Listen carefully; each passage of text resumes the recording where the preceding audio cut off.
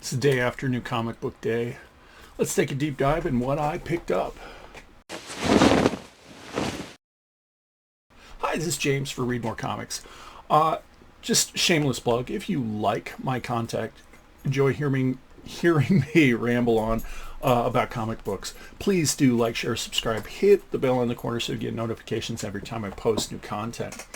As I said, it was New Comic Book Day yesterday. I have a stack of books. All of these are pre-orders or subscriptions through my LCS Buy Me Toys in beautiful Mishawaka, Indiana. So let's dig in. To begin with, my LCS will hand out this freebie comic shop news. It has little articles about different comic books and things like that. Let's see, looking at it, big pull-on Spider-Man on the back, and then on the, I think that's the back. No, that's the front. So then they have something about J. Michael Straczynski, DCKO. They're short little articles. I don't know. There's nothing in it, and this is not to say that newspapers are dead. I think like local newspapers have a place, but there's nothing in it that you can't read online in a more timely manner because these come out once a month. Anyway, let's dive into comic books. First up, we have Absolute Superman issue number 11. This is the variant by Jeff Spokes. I don't think I've ever heard of Jeff before. So why am I pulling this? Absolute Superman is just a great read. It takes Kal-El out of his comfort zone. He's not someone who grew up in Kansas. He doesn't have an adoptive mother and father in Mom and Pa Kent. He's not a newspaper reporter. In fact, he seems to be more of almost an underground pacifist revolutionary, kind of. It's really hard to describe. Jason Aaron is telling a great book and has a kind of a slow burn compared to the other first two books that came out in the first wave of Absolute books, but still is a great read. This is the big book this week. We have Batman issue number 1. This is the new volume, so this would be volume 4. Creative team is Matt Fraction, Jorge Jimenez, who's a holdover from the last volume with Chip Zdarsky, and Tomei Morey. I think that's the colorist, I think. Anyway, I haven't read it yet, but I've seen some good things online. I try to avoid a lot of spoilers, so I'm really looking forward to this. I've heard it's kind of a refreshing take on Batman, which I think the volume's needed. So I got the A cover. And then, because this is the first issue of a volume, I kind of spoiled myself, and I got a variant cover. This is the wraparound foil edition by Stanley Archer-Lau. I put it in a Mylar. Do I think it's going to be worth anything? No. But it's the first issue, so I'm pretty jazzed about that. Next up, we have Poison Ivy, issue number 36. This is the variant cover by, looks like Nobovich. So why am I getting this? First, the variant cover, I love the use of reds and blues in that, and the floating skulls. I thought that was kind of sinister in a way. G. Willow Wilson has been telling an amazing Poison Ivy story. She's definitely an anti-hero in this series. This is 36 issues in. It really, I think, was only supposed to be 12. So that tells you something about the storytelling going on in this. And you get a lot of Batman's other Rogues Gallery characters. Killer Croc has been a regular in this. Harley Quinn has some cameos here and there. It's taking place right now just outside of Gotham, but you don't really see Batman, which is cool. Batman has kind of taken some periphery appearances. So it's just an awesome story. Highly recommend Poison Ivy. We have a Ghost Machine title. This is Rocketfellers issue number 8. I think I've mentioned this before. This is like Swiss Family Robinson in time.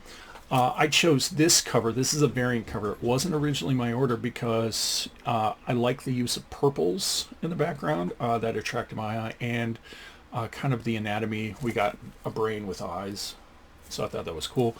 Out of Ghost Machine's books that Peter Tomasi is writing right now, this is the superior title, and Francis Manapul's art is incredible. We got Justice League versus Godzilla versus Kong. This is issue number 4. So this is a variant cover by Steven Segovia and Rain Beretta.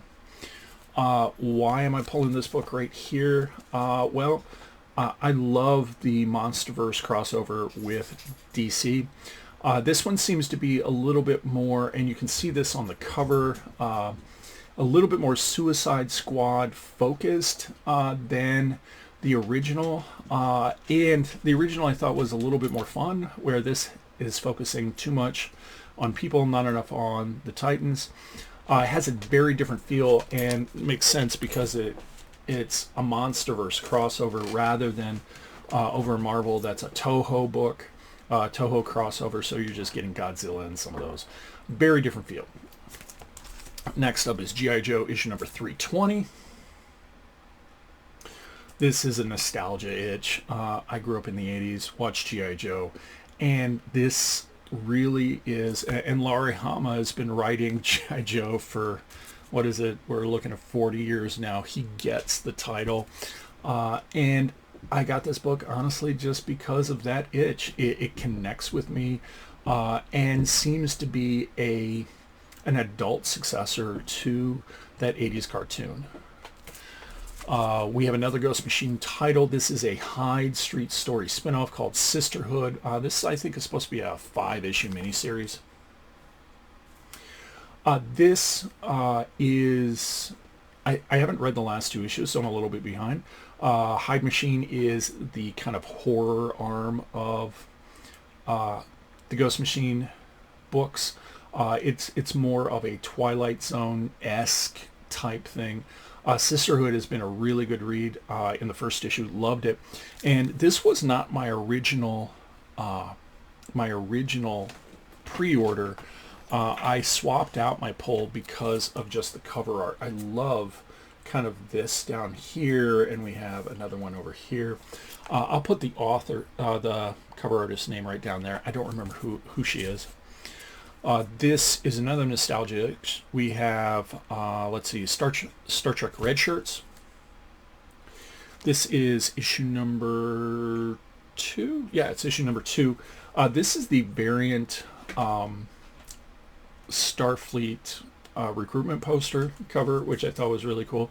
I haven't read issue number 1. I'm kind of really behind since school started back up on my reading, but this is kind of playing on the trope about red shirts in the original series where they never make it back. We have a Star Wars book, Star Wars Legacy of Vader, issue number 8. So I chose this variant cover because I think this is the first cover appearance of a villain. Because, you know, Kylo Ren is the main character in this, so we have to kind of take that with a grain of salt. This has been a really good read because it's an exploration of who Vader is and the choices he made from the perspective of Kylo Ren. The art has been on point. I don't remember who's the writer on this. I want to say it's Charles Soule. I'll put it right down here. It's just been a solid run. I thought this was going to be like a miniseries or a maxi series. I honestly don't know right now.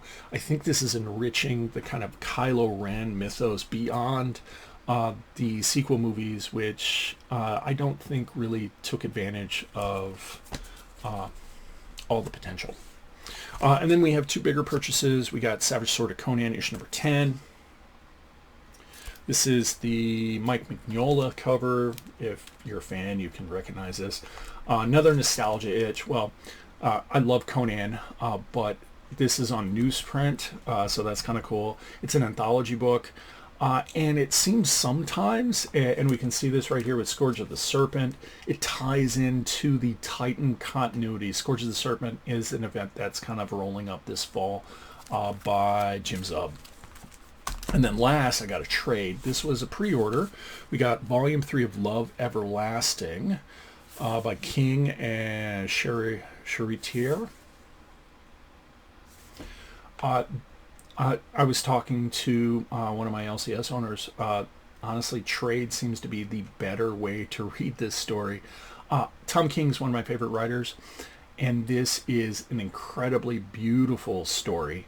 In a nutshell, the main character, it's been a while because I think the last time I read Volume 2, it must have been a year and a half, 2 years ago.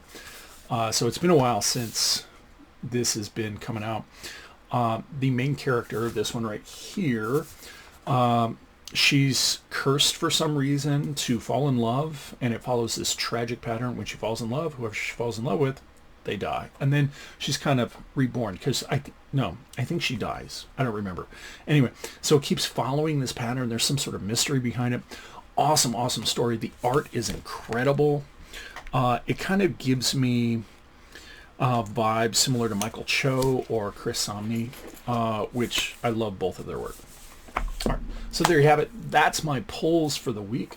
Again, if you like listening to me ramble on, please like, share, subscribe. Thank you for watching, and don't forget to read more comics.